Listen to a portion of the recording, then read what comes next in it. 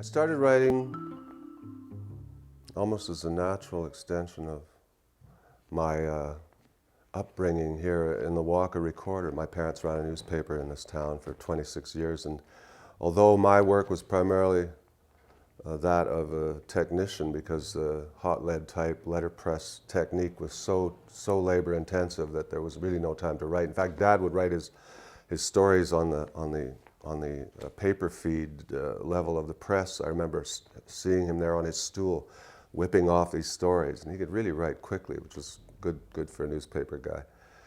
No, and most writing I'd done was just to send in articles to the Star Phoenix, gleanings from the weeklies they were called, and I would edit some material that we'd used and throw it in, and it always sort of came naturally to me. I remember Dad didn't even check with me. I used to get paid by the column inch, a little bit of money. So I made, my first writing was for money, and not much for money since then, but I haven't striven to do that really. Anyway, then I took an English degree at the University of Saskatchewan. I wrote poetry. I didn't write a lot, didn't read a lot. I was a hockey player. This had been my life, my goal as a youngster growing up, and played a couple of years at university. Just about flunked out, you know, 'cause I didn't discover the library until my second year. Anyway, but I had a knack. I remember writing, we took a class in poetry, and one of the areas was a mock epic.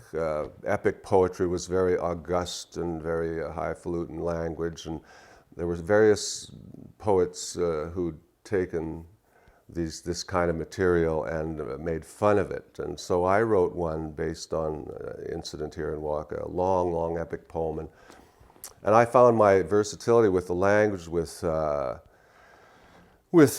rhyme schemes, and with it just came to me. I just had a built-in vocabulary. My dad says I could repeat every word in the newspaper from the time I was 1 year old. And it's hard to believe, because I'm helping to raise my grandson now, a little boy. He's just over 2. And there's no way he could speak a word when he was 1.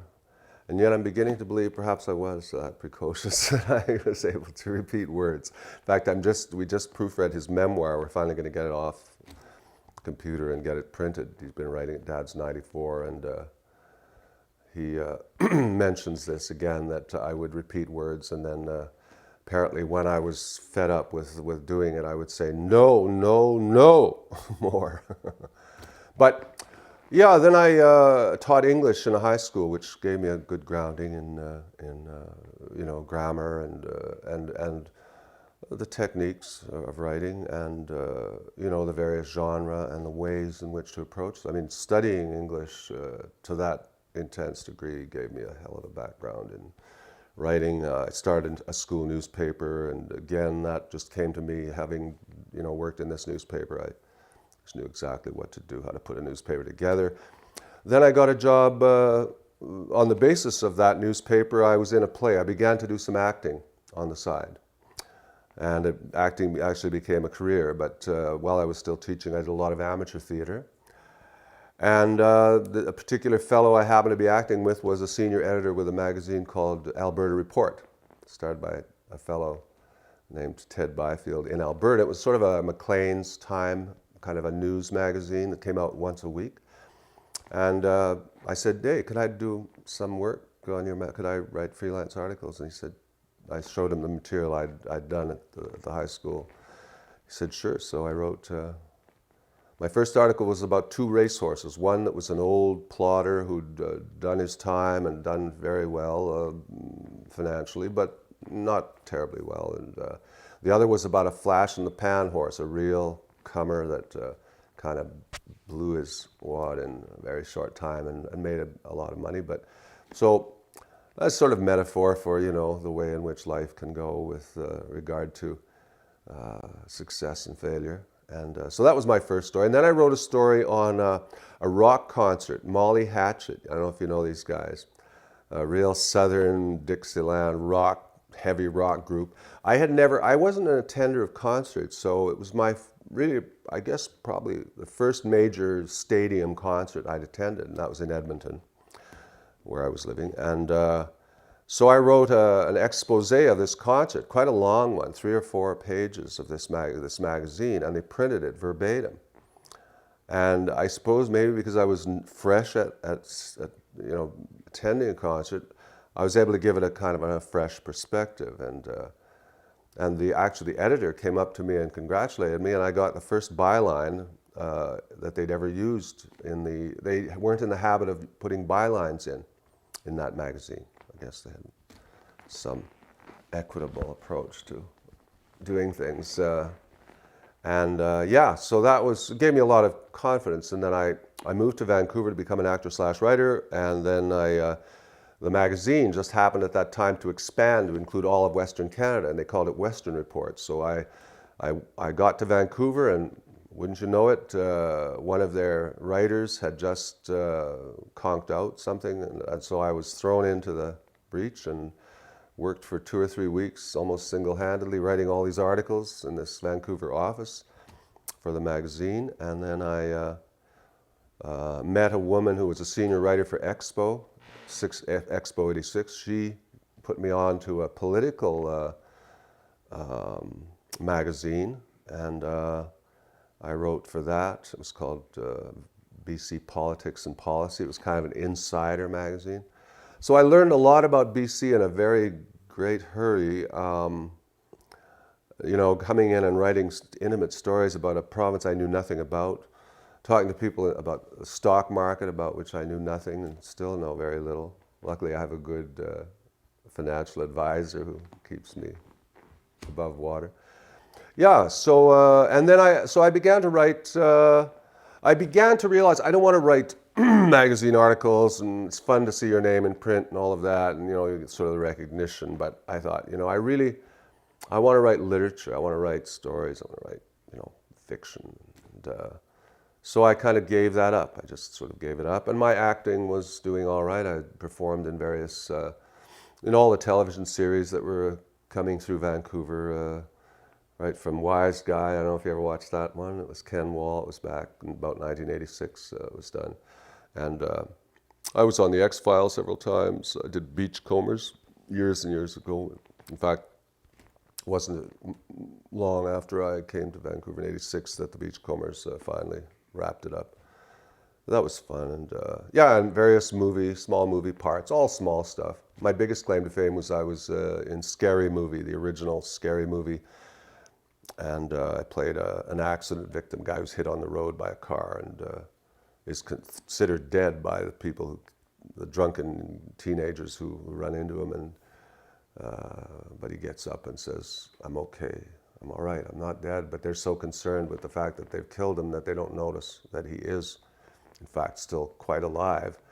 And then suddenly they realize they got booze in their hands, so they throw the booze away. It hits me in the head. As I'm walking away, I conk out. I am dead now, at least as far as they're concerned. And they haul me away in the trunk, dump me in the ocean, and that's it. And that clip appeared on the Letterman show on Leno. In other words, it was a funny clip, and so I've been on the shows. Hey, what more? My 15 minutes of fame. Anyway, so so that kept me going financially. It was good. So I was writing, and I must say, I guess had I written more exclusively, or had I been, had I kept at it more almost on a full-time basis. I found it kind of difficult to write, or not necessarily, I wasn't easily motivated to sit there, and I didn't have the discipline to sit there morning to night and so on. Even though when I'd write, I would get into it, but I had to sort of push myself to do it, and it was easier not to do that. So I began to, so I wrote and being involved in the film industry and acting and drama, I began to write plays. And one of the stories I wrote was a hockey play based on my own experience as a hockey player, my own failure to reach the NHL, and the various criteria which come into play when someone, aspires to becoming successful in such a rarefied, sport, for instance, in whether it be baseball, any of the major sports. I mean, to be someone looking to make it, and actually someone who's made it is like, it's a huge hurdle. So many pitfalls along the way, and very few make it. I mean, the odds are just nothing. It's funny, I said to myself, my parents had very successful and happy lives here in WAKAW, and their aspirations were always within reach. Their goals were always within reach. Whereas for some reason, I was handed this destiny which involved goals that are so difficult to achieve, almost impossible. Like becoming an actor. Well, you become an actor of sorts, but or a writer, to become a really good writer, a recognized writer, a literary giant, or these things are so unusual. And then a hockey player. So I'd chosen all these things, so I've only plodded away at them, maybe like that old horse.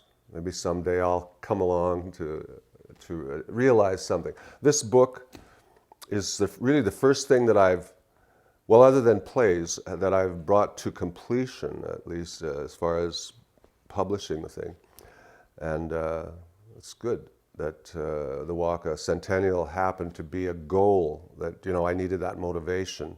So it was the last 6 or 8 months that I really put on a burst of energy and wrote like mad and really enjoyed it.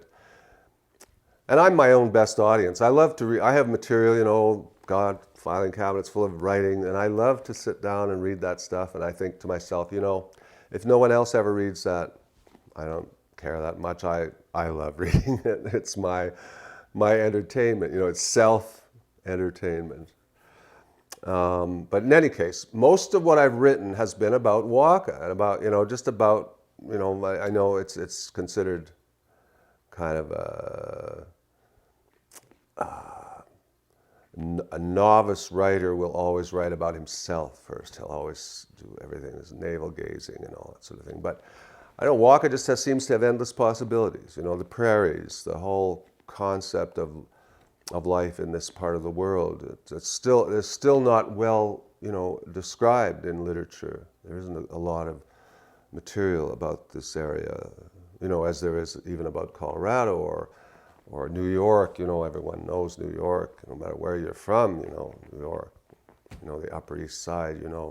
Staten Island. Everything about New York. You've seen it on a million movies.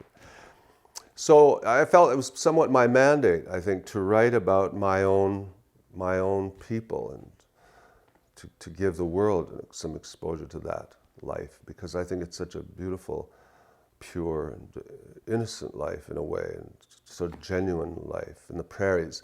I've often described the prairies versus the mountains where I live now as a place where you can see beyond. You can see metaphorically into the future. You don't have a big hill in your way you have to crawl over to get to know what's going on. You know what's going on. You can tell. You can see the rain coming, 10 miles away. You can see it coming down.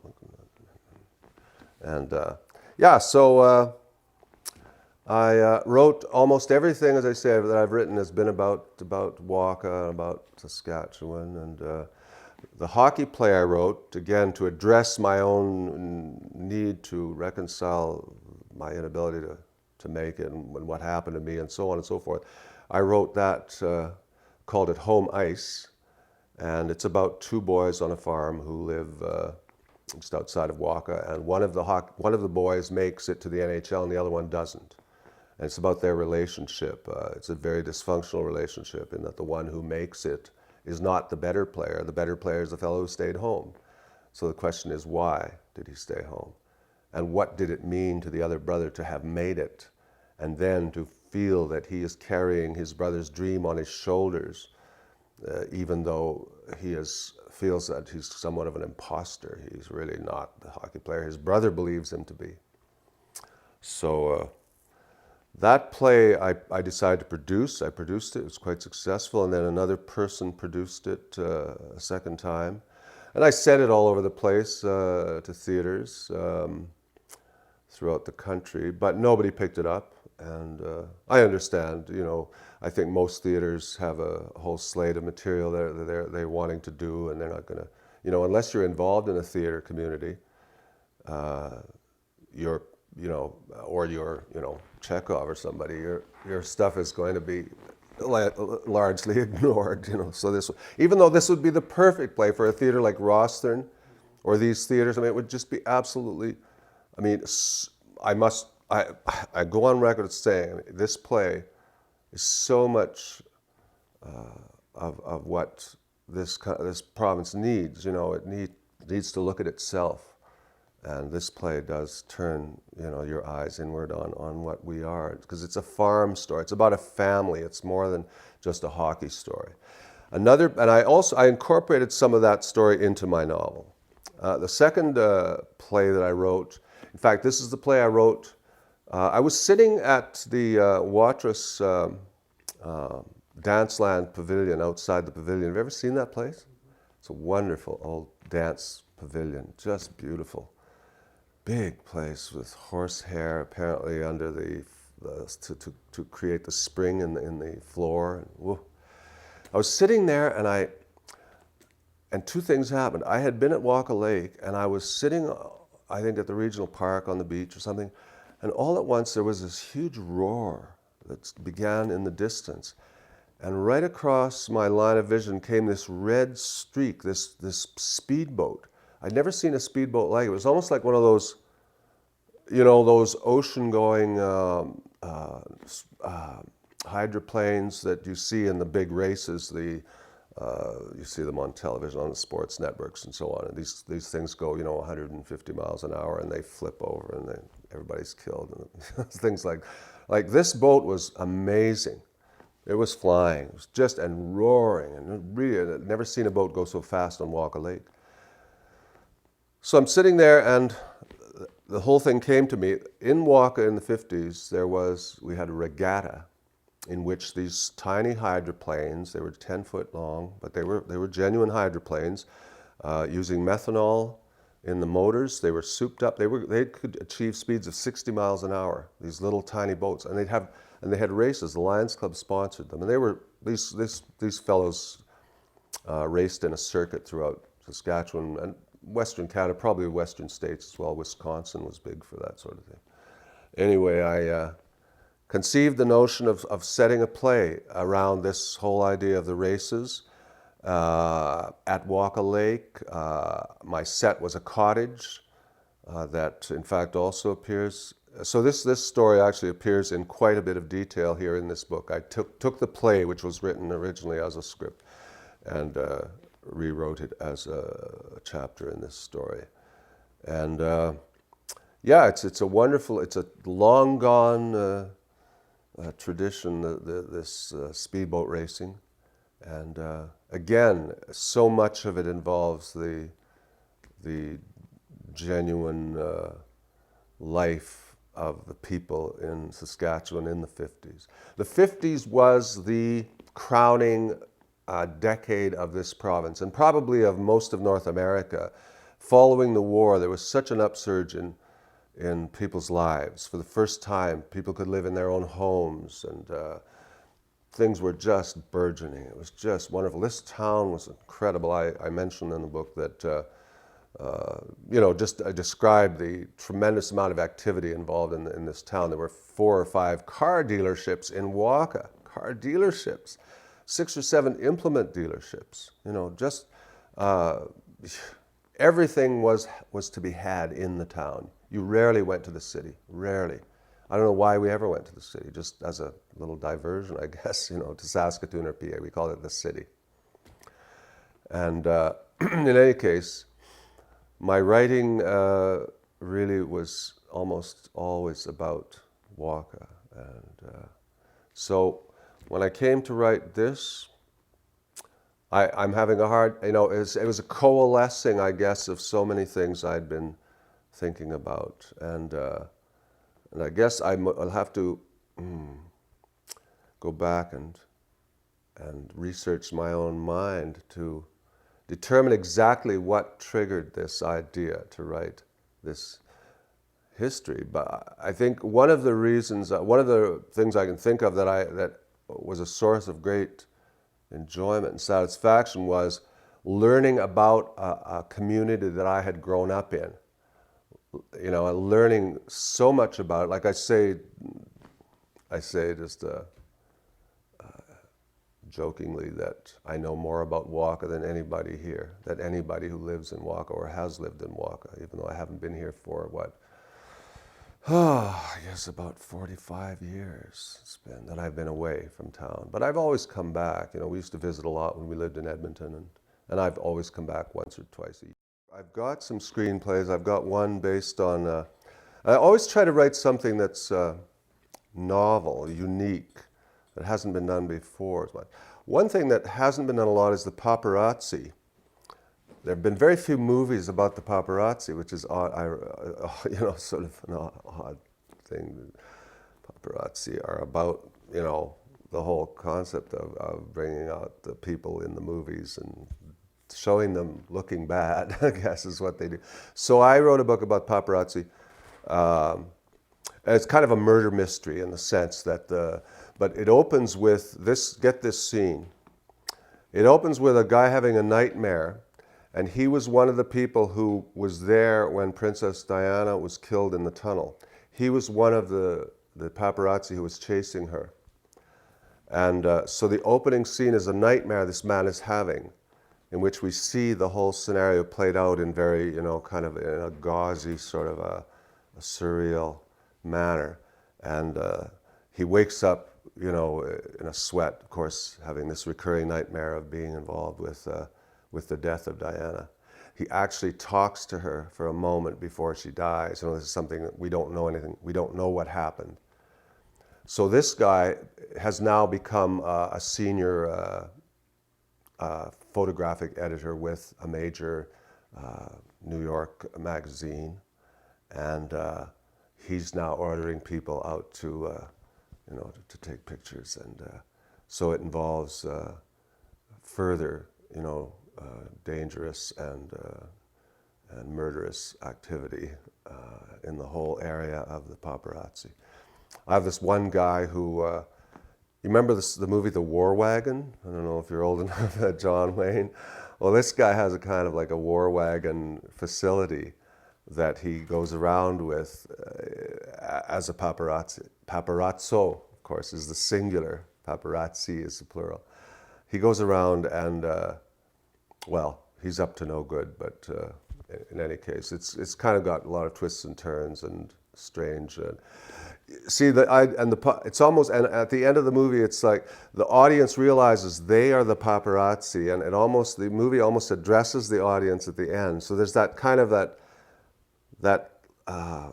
I'm sure I would have been able to describe it. I haven't thought about this thing for a long time, but it's the idea that there are these levels of reality or truth that make you, the audience, part of the paparazzi. And, you know, you're kind of, as the movie goes along, you're constantly being shocked by another thing that you think is happening, but which is really not happening or is happening when you thought it wasn't, and things like that. It was really quite intriguing. Yeah, I believe that I can write extremely good screenplays. I studied some of the best screenwriting instruction that there is.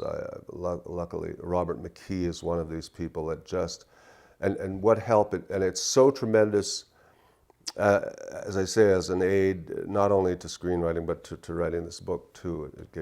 It gives you that sense that a story has to be constantly moving. You know, you never stop the excitement. And so I have a built-in, you gradually absorb this notion that everything you write creates a need by the reader to read further, to want to read further. And yeah, it's just a knack you get, and you never lose that once you've got it. Yeah, so that, yeah, it's good. It's good. Screenwriting, any of the work that I've written, I could easily turn to screenwriting. In fact, one of my brother's novels, I began to write a screenplay on it. And the opening scene in Nelson's novel, the opening scene involves his character coming out of the post office, having just learned that he's been fired from his job, and he's like not thinking, so he walks across the street and just about gets hit by a car. But In my scenario, WAKAW, how fast do they go in WAKAW?